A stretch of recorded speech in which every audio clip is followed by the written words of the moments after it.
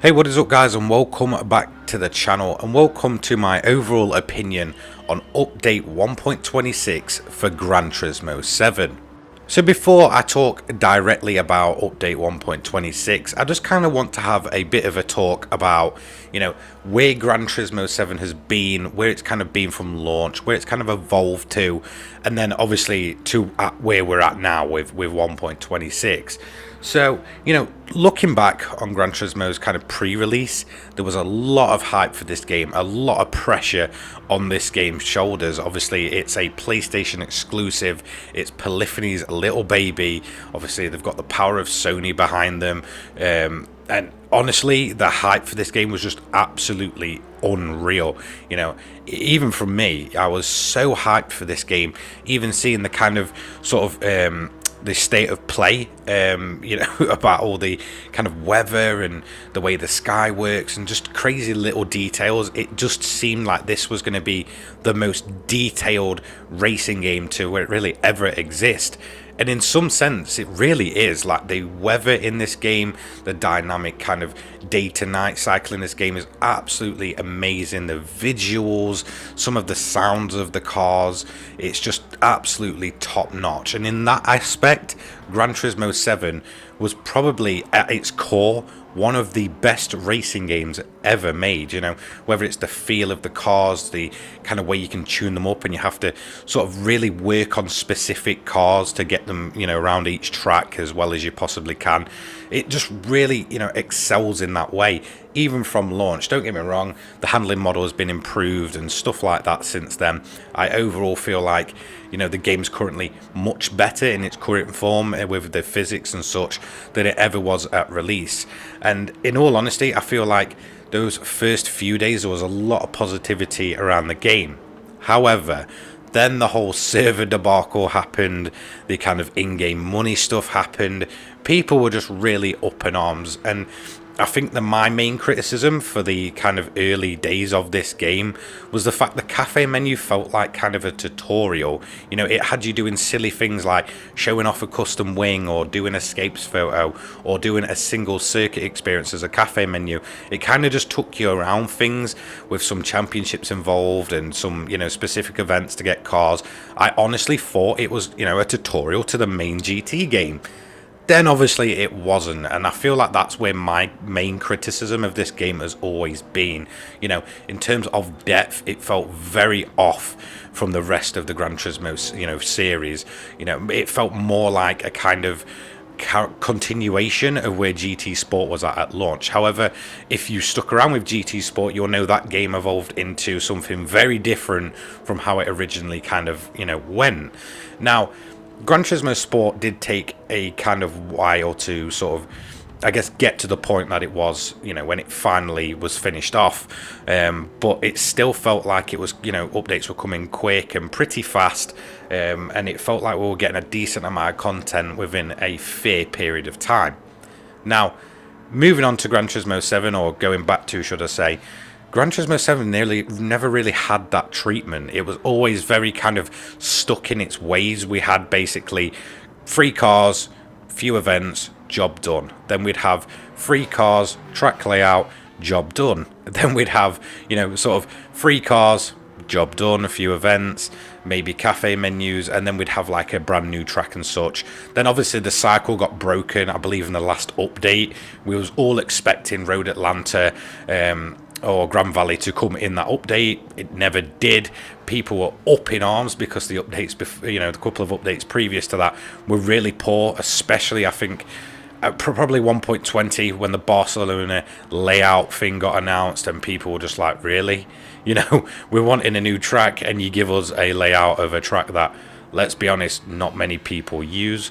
It was very kind of, I guess to me that was the start of when Gran Turismo 7 really kind of plummeted, and fans had just kind of thought like, we've stuck around so much, and we've given you so many kind of criticisms to help you improve and stuff like that. We've been critical of the game, but still stuck with it. I feel like at that point in time, that's when Gran Turismo 7 really began to plummet and kind of fall into this territory of it, not being the best of the games. So then obviously we had the few updates after, and they were just again pretty disappointing. And like I said, October rolls around and there's no new track, and people were furious, including me. I've been very critical of Gran Turismo, with some of the kind of design decisions, as well as kind of, little things like the economy at first was really bad. Now, to me, in all honesty, that's been sorted for a long time. The main kind of criticism still, is lack of events. This update was all about kind of rectifying that. And that brings me on to 1.26. We've had a bit of a history lesson on Gran Turismo, a bit of, kind of comparison to where GT Sport was. And this update, 1.26, finally feels where Gran Turismo 7 should be heading, and where it should have really been heading for a long, long time. So 1.26 comes in off the back of a bunch of disappointing updates where both, content creators, fans, and just people in general have been very critical of this game. The game almost made itself a laughing stock. You had people from other franchises basically laughing, saying, look at the state of Gran Turismo. And then you even had fans themselves saying, like, you know what, I'm done. This is not my game. This is not the Gran Turismo I want it to be. So 1.26 comes in, and a lot of people are still being critical, thinking, yes, there's a lot of information being kind of rumoured, and, yes, it must be a new track and such. And then kind of a couple of days before, it gets drip fed, and then bang, it all kind of hits at one.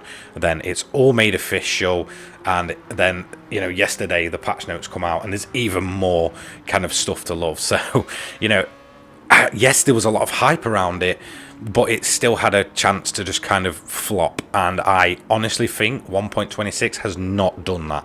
Don't get me wrong, there's still things missing from the game, there's still things that I'd like to kind of see, but in terms of a single update, I don't expect everything to come at once. This update is massive in terms of changing how people perceive Gran Turismo 7 and kind of what it does for the game itself.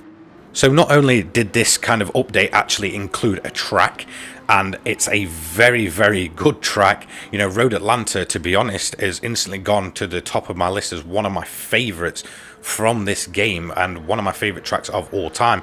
It's been a track that I've not really played since, my days of playing Forza, and I feel like for Gran Turismo to get this track in the game, that is a very, very good, track to get. It's one that's not overly kind of shown off in really, especially on the console side of things, and it's really underappreciated as a track. And in terms of the, Road Atlanta itself, the layout is amazing. It's so fast and so flowing with its blind hills, blind corners. It looks amazing. It drives amazing. Honestly, it's a stunning addition, and it was well worth the wait. Now, that means we've had 2 brand new tracks since launch, which, okay, isn't many, but if you think about the current tracks that we've been added since launch, we've had obviously Watkins Glen was the first one. Absolutely amazing track. Again, another one of those kind of top of the list tracks for me. Love Watkins Glen. Then even the Rallycross track was okay. I know it's at Catalunya, but I'm going to class that as a separate track, because in terms of it being an off-road track and stuff, it's the best one that we've got in the game. It's even better than, the likes of Fisherman's Ranch and the one in, I believe, Colorado. Is it Colorado Springs or something like that? In terms of how it, handles rallycross cars and stuff like that, it's so enclosed, so small, and it feels like, it is a proper rallycross track. It's absolutely brilliant. Then Road Atlanta comes along, and again, it's just another string to Gran Turismo's bow. It's an awesome track. Absolutely love it. No complaints here. Hopefully Grand Valley comes soon to just kind of get that nostalgia there as well for the game. So in terms of track additions, solid addition. Polyphony are doing a brilliant job of the tracks that add into the game. And I honestly feel like this is where Polyphony is in their strongest place. They have plenty of kind of old nostalgic tracks to choose from, as well as being able to get the license for tracks that you don't necessarily see in many racing games, and that kind of just go under the radar. Yes, you can have the likes of Silverstone and all that good stuff coming, but I honestly find tracks that are just kind of not well represented much more exciting. Watkins Glen, beautiful track, never really gets a mention at all, and then it comes to Gran Turismo 7 and everybody just seems to love that track, and I feel like it's the same here with Road Atlanta. I honestly cannot wait to see what they do with the kind of mixture of nostalgic tracks, maybe some new fantasy tracks, which I'm not a big fan on. I'm going to be completely honest.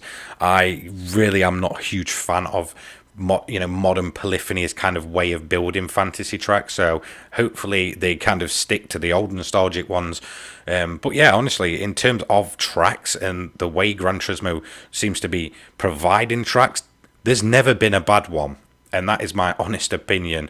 So this carries on that trend of just providing us very high quality content that is also very, very enjoyable.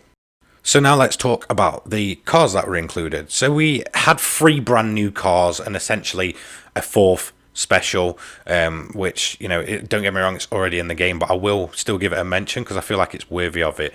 So the Sierra Cosworth, legendary car, absolutely awesome, loved around the world, Group A racer through and through, as well as a bit of a street machine monster. And honestly, again, lived up to the hype. Beautiful car, drives amazing in GT7, plenty of tuning opportunities, plenty of power to squeeze out of it. Great addition. The BMW M2 competition. Now, I wasn't too excited for this one because I'm not a huge BMW fan, or should I say, in terms of I say more modern BMWs, they've never massively appealed to me. But when I jumped in that car, even as standard, it felt great. And in terms of its tuning potential, again, like the Sierra Cosworth, there's plenty of tuning opportunities with this car. It's absolutely awesome, sounds great, drives great, just a real good addition to the game. Don't get me wrong, it's not a fully modern, up-to-date car, but in terms of what it is, massive surprise to me. Found myself even enjoying that one.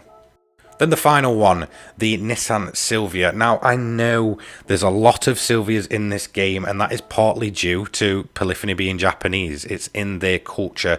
This isn't a Western created game, just like where those kind of games get a lot of Fords and such like that in. Polyphony are just doing it with their kind of own nation's cars. And don't get me wrong, this Silvia is the best of any Silvia. That is my honest opinion. That S14 with its aero kit looks cool, drives great, and the tuning potential again is massive in that car. I honestly feel like if that had appeared before the Zenki version that we got, it would have been a much more popular edition, because again, it's a mainstay of the Gran Turismo series, and it's great to see it return. Absolutely cannot fault that car. Really enjoyed it. And that, in all honesty, it's a very cheap update. That's another thing a lot of people haven't kind of mentioned, that you can grab all of these cars for around about 400,000 credits, which is nothing in comparison to some of the cars that have come along. You've got 2 coming out the used car dealer. You've got 1 coming out of Brand Central. They're coming in at under 400k for the the base models and stuff. Once you've done parts and stuff, that's completely up to you anyway. And I honestly feel like because it's a much more affordable update, people are actually going to appreciate these cars and enjoy them a lot more for it. I honestly think Polyphony added 3 very, very good cars at a very, very fair price, and they've all got massive potential to be used pretty much anywhere, really. So solid car additions for 1.26. So let's talk about the next big thing, selling cars. It eventually came to GT7. Now, I've been very critical of selling cars and people that have been going on about it for a long, long time. To me, I honestly thought it'd be absolutely useless. I honestly thought it'd be a feature which just kind of, yes, okay, I'm more of a collector, but why not just discard the duplicates? Because, if you kind of went off what GT Sport and stuff was like, and kind of the way this game was sort of balanced out with kind of the economy and such, it wasn't thought that prize cars or anything like that could have been sold. So according to the original rumours, they've gone back on that. So they must be listening to people and honestly taking in a lot, kind of behind the scenes. Yes, they're not a very kind of open company. They don't provide roadmaps or anything like that, but they must be taking some of the stuff in, which is great to see. Honestly, the selling cars thing and the way it kind of works with, valuations going up and down and fluctuating is absolutely awesome. So there's kind of like a risk versus reward aspect. Yes, you could sell a car today when it's at its minimum because you need a bit of extra cash, or you could wait it out for a few days and wait for it to get to its peak and then just try and sell it off as quick as you can. I absolutely love it. It's so dynamic. I honestly feel like this is a massively worthy addition, and honestly, it's beat my expectations, and I think a lot of other people's expectations. People were getting, tired of not having selling cars, and people were just going to assume it'd be you go to your garage, you press sell, and that's it. But it turns out there's a massive kind of, sort of economy and the fluctuating price and such is all behind it, including kind of taking your mods into account. It's a lot more fairer than I thought. I believe it's like between 30 to 40% of what you paid, sometimes even more if you get a car sold at peak value. So in all honesty, I am happy to have waited for it and received a much better product that kind of exceeded pretty much everyone's expectations. So honestly, well done Polyphony for putting this in and taking your time and getting a correct, proper way of selling cars into the game. I absolutely love it and cannot fault it. So yeah, I am honestly happy to have waited for that. Now let's talk the next big thing, and this is the thing I've mainly been critical of GT7 for, and that is events. So we got five normal events, kind of base events I like to call them, and 2 specials within this update. The base events, you've got one that takes place at Brands Hatch, 3-lap race, and it's pretty fun. I don't think I'll really go back there. So again, that just seems kind of one of those kind of throwaway events. Ends up being a BMW 1-mate race, but it was fun. It was a quick bit of fun. Nothing really more there. Then you have the historic sports car Masters, which is a continuation of the previous menu book at Willow Springs. And do you know what? I honestly really enjoyed that event. Yes, it's kind of more of a sprint format, 5 laps, but the kind of quality of the classic cars that are on show in that event really just make it an enjoyable event. I cannot complain about that one at all. Then we have the first of the 3 events based at Road Atlanta. The first one being the sort of American FR 550, I think. Okay, bit of a throwaway event. Did it once, probably won't go back to that one. But again, fun nonetheless. Nice kind of introduction to the track in some of the slower cars. Yeah, not bad at all. Then we obviously have the race of the turbo sports cars. Now this is a continuation of one of the base cafe menus, or events should I say, and I honestly loved it. Taking my Sierra Cosworth around there in its full turbo 700 pp form. Absolutely awesome. It's probably one that I would return to for trying out different kind of modified street cars. It really does feel like it serves a purpose, and I feel like at some point you've got to kind of think less about the money and more about having fun, and I feel like that's where a lot of people do go wrong, but I will touch on that later on. Then obviously we have the big event, the 30-minute timed mini endurance with the Group 1 prototypes and such. Honestly, this is probably the best event that Gran Turismo 7 has in the entire game. I absolutely love it.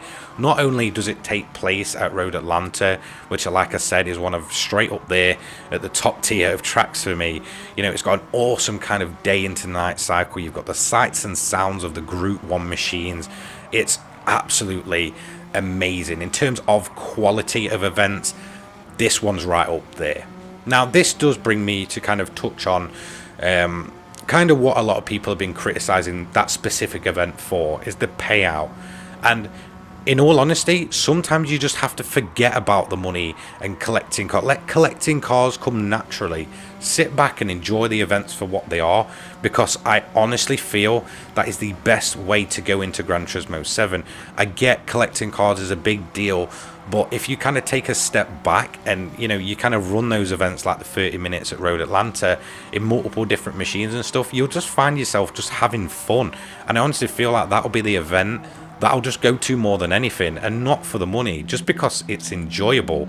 Now that event is obviously a bit of a continuation of the cafe menu that we had, and we did have one in the previous update, which was at Fuji, and I honestly said there and then that was one of my favorite races. And I feel like the reason I enjoyed that one so much was because they took what was good about the previous event and then turned it up to 100, and it honestly is superb. I cannot think of any other word for it, you know.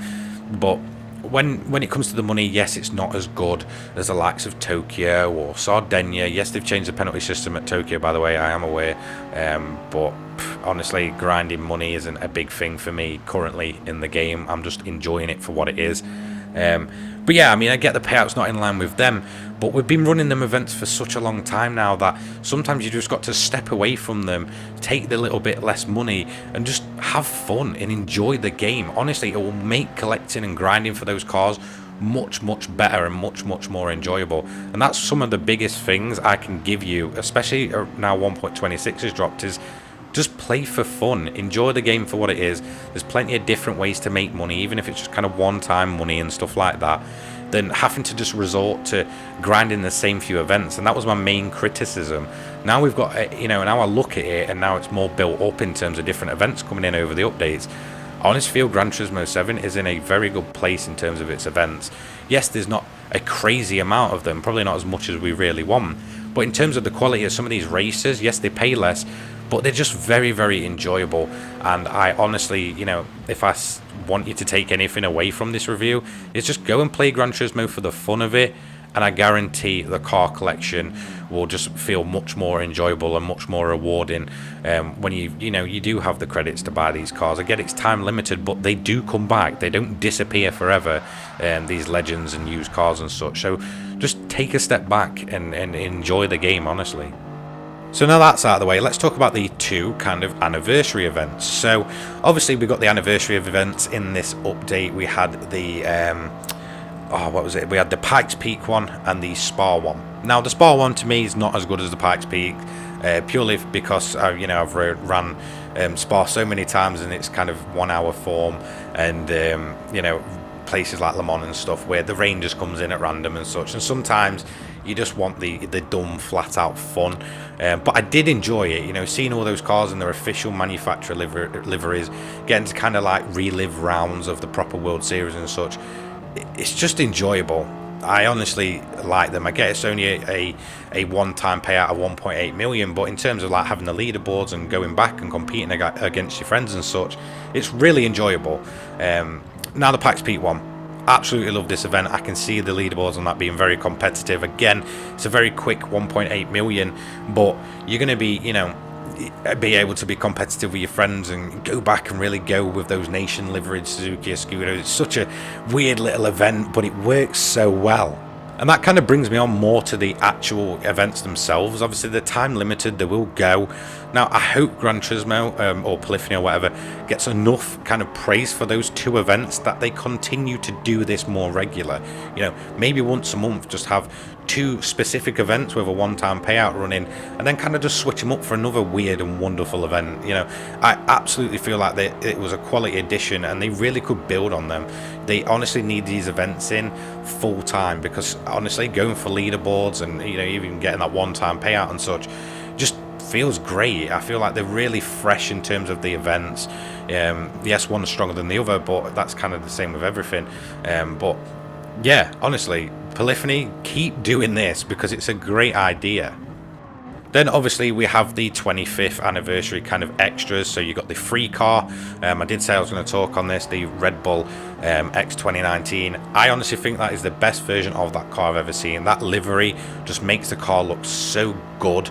I really enjoyed it, and it's pretty much a profit car. You can use it to grind Sardinia. It's really overpowered there, to be quite honest. And yeah, awesome addition. Obviously we have the viewers campaign, which is nice. It's something to just do on the side. It gets people watching the World Series, which, you know, I can see why Polyphony's kind of put that in now. Obviously, to be able to get the answers right, you need to watch the World Series and stuff. Yes, you could kind of probably cheat and wait for the result to come on Twitter, but, you know, it does get people watching. It even got me watching for the first time in, you know, properly, should I say, in quite a while.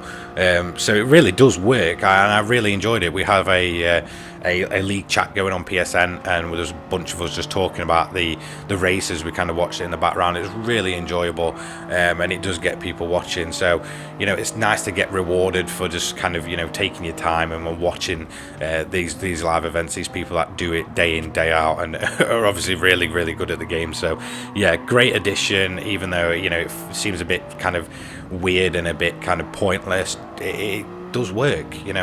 In all honesty, like I said, if you can get someone like me watching that, in all honesty, would rather watch real motorsport over kind of esports and stuff, then yeah, it is doing its job. And the final thing I want to touch on is the world map. Absolutely love it. It really looks awesome, and it's kind of night style with all the fireworks going off.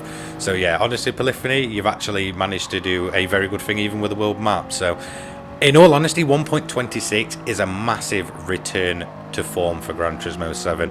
It feels like what Gran Turismo 7 should have been at launch, and I hope that Polyphony build upon the foundations they've now set themselves.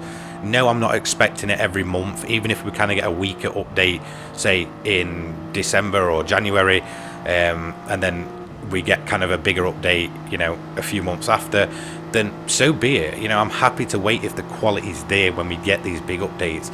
It's made the game enjoyable again. It's brought people back, and I don't think I've seen a Gran Turismo comment section be so positive in the longest of times. I honestly feel like this has added a lot of what people were criticizing.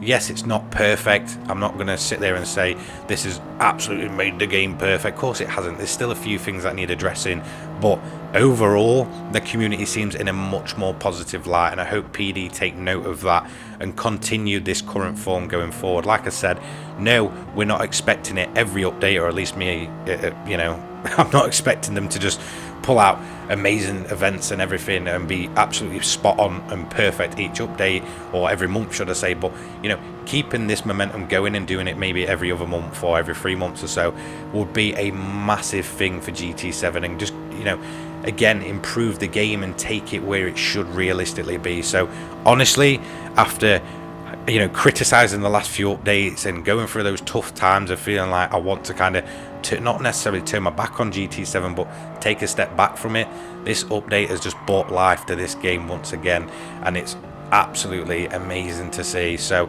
let me know what your guys' opinions are on 1.26. Like I said, from me personally, I absolutely love it, cannot fault it. No, it's not perfect, but it's brought so many fresh and new additions to the game, and the community seems a lot more positive as a whole. So yeah, just let me know what you guys think. So that's going to be it for today's video. Don't forget to like, comment, and subscribe. Turn those notifications on so you don't miss an upload from me. I upload GT7 every day, and other games as well.